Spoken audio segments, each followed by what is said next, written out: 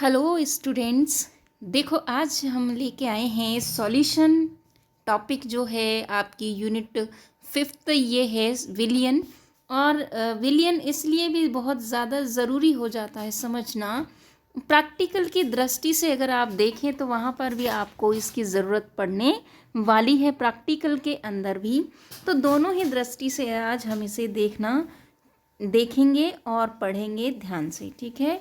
तो जब हम कहते हैं कि दो या दो से अधिक पदार्थों को मिलाने पर बनने वाला समांगी मिश्रण जो होता है वो क्या कहलाता है? विलयन कहलाता है। देखो सबसे ज़रूरी जो चीज़ है विलयन की परिभाषा में वो होती है समांगी। इसका मतलब ये विलयन तो होता है, लेकिन कैसा होना चाहिए? होमोजीनियस मिक्सर होना चाहिए, तभी हम इसे विलयन कहेंगे। ये वास्तविक विलयन कहलाते हैं। क्यों? क्योंकि ये होमोजीनियस, जैसे हवा यानी कि एयर के अंदर बहुत सारी गैसेस हैं, ठीक है, लेकिन उनका कंपोजिशन हर जगह एक जैसा होता है, ठीक है। इसे कहते हैं समांगी मिश्रण, ठीक है। विलयन का मतलब होता है विलय और प्लस में विलायक। इसे हम अगर समझें तो ज़्यादा मात्रा में जो चीज़ होती है वो होती है विलायक, और कम मात्रा में जो होती है वो होता है विलय।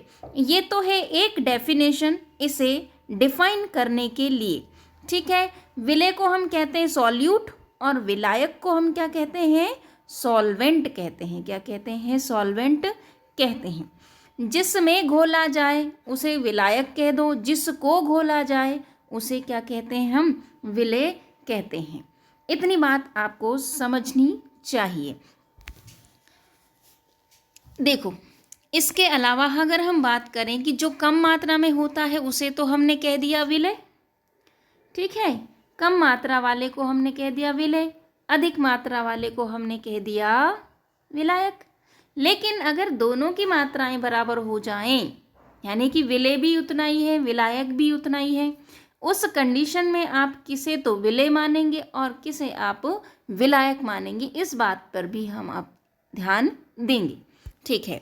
देखो इसे समझने के लिए पहले तो हमने कहा कि विलयन के अंदर दो चीज़ मौजूद होती है, एक तो विलय मौजूद होता है और एक होता है विलायक मौजूद होता है। जिस देखो थोड़ा सा मैं यहाँ पर बता दूँ कि यहाँ पर आपने एक बीकर ले रखा है, उसके अंदर कुछ डॉट्स ये हैं, क्या मैं इसे कह देती हूँ जल। क्या कह दिया मैंने? इसे जल। इसके अलावा इसमें अगर हम और चीज़ ऐड करना चाहें तो कर सकते हैं, जैसे कि NaCl कर दो, शुगर कर दो, आपके घर में जो रहती है चीनी उसको कर दो, इसको मिला दो ऐसे इस तरह से, ठीक है। तो इनसे क्या बनता है? इनसे बनता है एक और सॉल्यूशन। क्या बनता है? इनसे एक दूसरा सॉल्यूशन बनता है। दैट मीन्स इस तरह से इनके घुलने से। अब इस घुलने से क्या तुम इसे ये बता सकते हो कि आप लोग ये तय कर सकते हो कि ये तो नमक का आयन घूम रहा है, देखो विलयन, ये पानी का नहीं बता सकते। क्यों? क्योंकि ये होमोजीनियस मिक्सचर है। इनका जो भी पार्टिकल्स हमने इसमें डाले हैं, जैसे कि NaCl हो गया है ना, और वाटर हो गया, ये अपनी आइडेंटिटी को खो देते हैं। दैट मीन्स अपने आप को विलयन बनाने के बाद उसमें समाहित कर देते हैं।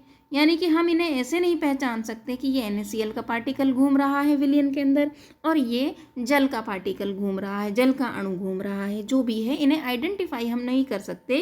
यानी कि इन्हें हम नग्न आँखों से आइडेंटिफाई नहीं कर सकते।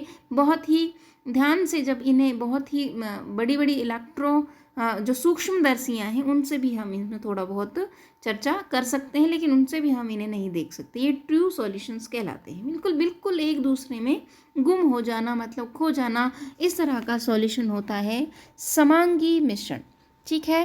तो यानी कि दोनों ही सॉल्यूट और सॉल्वेंट अपनी आइडेंटिटी को खो देते हैं जब सॉल्यूशन बनाते हैं, ठीक है। ये बात आपको ध्यान रखनी है।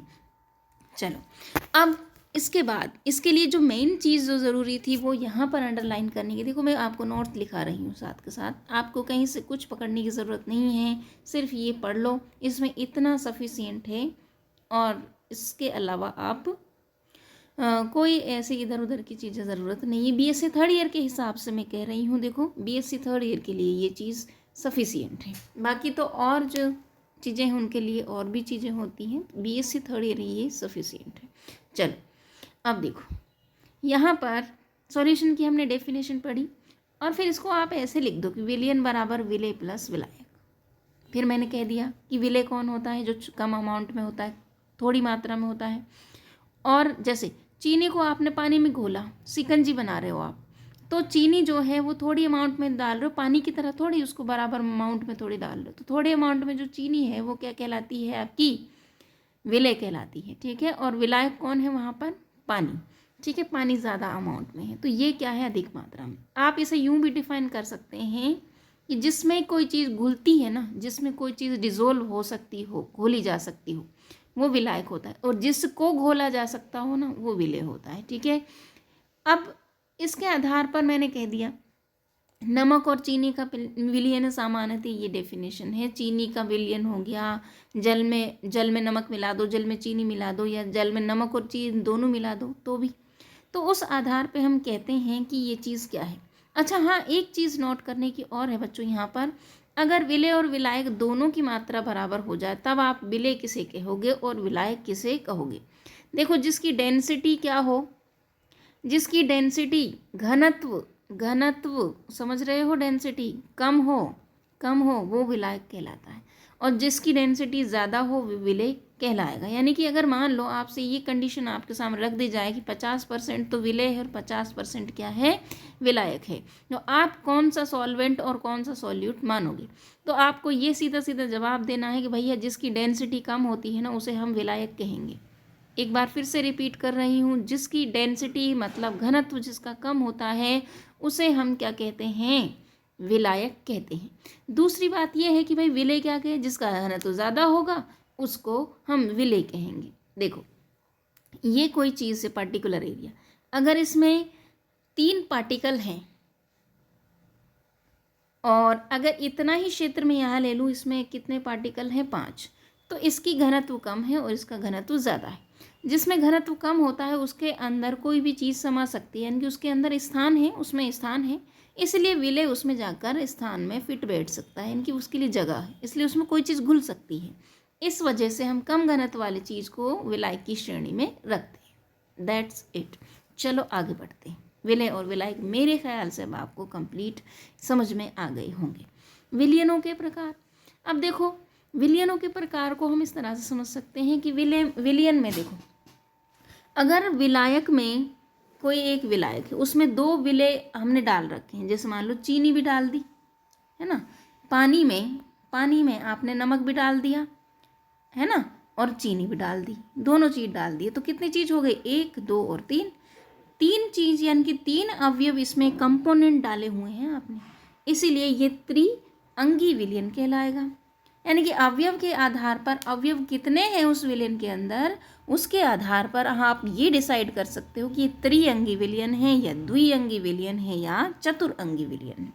ठीक है, तो ये तो सिंपल सी डेफिनेशन थी। 3 अवयव तो त्रिअंगी, 4 अवयव तो चतुरअंगी, अगर 2 अवयव है जैसे सिंपल नमक पानी घोल दिया और वो हो गया द्विअंगी विलयन। ठीक है, तो ये तो सीधी सी वर्गीकरण था, इसका प्रकार था। लेकिन अब जो मेन चीज़ है उस पर चलते हैं। देखो, विलयनों को हम जो है वो विलयनों को हम कितने भागों में बांट सकते हैं, 9 भागों में। अंडरलाइन करें, 9 भागों में हम विलयनों को बांट सकते हैं। कैसे, देखो, ठोस, द्रव और गैस, 3 अवस्थाएं हैं, 3 अवस्थाएं हैं, 3 को 3 से मल्टीप्लाई करो। ठीक है, ठोस, द्रव और 3 × 3, तो देखो इसको अगर हम मल्टीप्लाई करेंगे यहाँ पर, ठीक है, देखो 3 × 3, 3 अवस्थाएं हैं, उनसे 3 3 विलयन बन सकते हैं, तो कितने हो गए टोटल, 9। तो टोटल जो विलयन होते हैं, होमोजीनियस जो मिक्सचर बन सकते हैं, वो 9 तरह के कुल टोटल बन सकते हैं।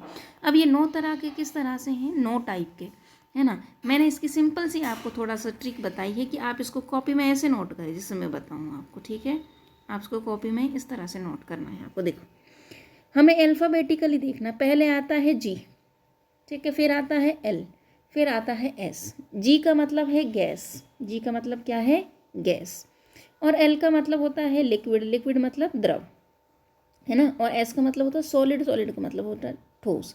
तो जी एल एस, इस ऑर्डर में आपको ये लिख लेनी। 3 बार तो जी लिख दो विलय, 3 बार तो जी लिख दो 1 2 3, 3 बार L लिख दो, 3 बार S लिख दो, सॉलिड। ठीक है, तो इस तरह से आपको इतना तो समझ में आता होगा कि गैस क्या है, लिक्विड क्या है और सॉलिड क्या है। अब देखो इस गैस के 3 बना लो। विलय का मतलब है थोड़े अमाउंट में जो चीज़ है, गैस को किस में घोला जाए, गैस में घोला जाए। गैस को गैस में घोल दो। ठीक है, गैस को गैस में घोलना है। वायु इसका उदाहरण होगी। गैस को जब आप गैस में घोलते हो तो सोचो कि क्या हो सकता है, गैसों का मिक्सचर क्या है, वायु। तो जो हवा होती है ना आपकी, वायु, वो क्या कहलाती है, आपकी एक तरह से मिश्रण कहलाती है, और ये ट्रू सॉल्यूशन होता है। अब गैस को लिक्विड में घोल दो, सोडा वाटर अमोनीकृत जल जो होगा वो इसकी श्रेणी में आ जाएगा। ठीक है, गैस को सॉलिड में घोलना है। पैलेडियम में हाइड्रोजन गैस जो होती है, इसको हम कहते हैं सॉलिड में गैस का विलयन। क्या कहते हैं, सॉलिड में गैस का विलयन, सॉलिड में गैस का विलयन। ठीक है, ये हो गए 3 विलयन। अब लिक्विड का विलयन, अगर विलय कौन हो, लिक्विड हो, तो उस वक्त गैस में भी घोल दो, लिक्विड में घोल दो, इस तरह से उसको देखो। लिक्विड को गैस में घोलो, द्रवों का जो वाष्पीकरण है वो ही। लिक्विड को लिक्विड में घोलना है, जल में एल्कोहल। ठीक है, जल में एल्कोहलों का मिश्रण। फिर क्या कहोगे, देखो फिर क्या कहना है, लिक्विड को किस में घोलना है, लिक्विड को सॉलिड में घोलना है। सोने में पारा, पारा क्या है, लिक्विड है, सोने में पारा, यानी कि सोना बहुत सारा, उसमें हल्का सा पारा, तो वो क्या कहलाता है आपका, लिक्विड में, सॉलिड में लिक्विड का सॉल्यूशन। क्या कहलाता है, सॉलिड में लिक्विड का विलयन। अब सॉलिड के बना लो, सॉलिड को गैस में घोलना है। कोई ठोस चीज़ है उसे गैस में घोल दो, किसी ठोस का ऊर्ध्वपातन इसका उदाहरण है। किसी सॉलिड को लिक्विड में घोल दो, नमक चीनी शक्कर का विलयन। Very good. अब देखो सॉलिड को सॉलिड में घोल दो, सॉलिड को सॉलिड में अगर सॉल्यूशन बनाना है, ठोस का ठोस में विलयन अगर बनाना है, तो तांबे में जिंक को देखो, यानी कि पीतल इसका एग्जाम्पल होता है। ठोस में ठोस का जो विलयन होता है वो क्या कहलाता है, पीतल कहलाता है। तो मेरे ख्याल से अब आपको ये सारी चीज़ें याद हो गई होंगी। देखो इनको 3 बार गैस लिखनी है, 3 बार लिक्विड लिखना है, 3 बार सॉलिड लिखना है। उनके साथ में GLS GLS GLS, इस तरह से आप इनके एग्जाम्पल थोड़ा थोड़ा सा याद रख लो। और ये है आपका विलयन। पहला पेज ये है, आपको पहला वीडियो इतना पढ़ना है, इतने नोट्स आपको बनाने हैं। So thank you so much. कल मैं आपके लिए नेक्स्ट वीडियो में मैं आपके लिए लेके आ रही हूँ सांद्रता। सांद्रता क्या होती है, उसको हम किस तरह से मापते हैं, वो चीज़ मैं पढ़ाऊँगी अगली नेक्स्ट वीडियो के अंदर। इसके अलावा मैं आपको पढ़ाऊँगी आइडियल और नॉन आइडियल सॉल्यूशन, आदर्श और अनादर्श विलयन, राउल का नियम। उसके बाद हम एक्टिविटी एंड एक्टिविटी कोएफिशिएंट पर बात करेंगे। उसके अलावा हम डायल्यूट सॉल्यूशन, कॉलिगेटिव प्रॉपर्टीज़ क्या होती हैं, उन सब चीज़ों के बारे में चर्चा करेंगे। सो देखते रहिएगा। ये वाला जो विलयन है बहुत ही इम्पोर्टेंट होने जा रहा है, बहुत ही इंटरेस्टिंग होने जा रहा है। विद नोट्स बहुत ही अच्छा मटेरियल आपके लिए मैं लेके आई हूँ। So thank you so much.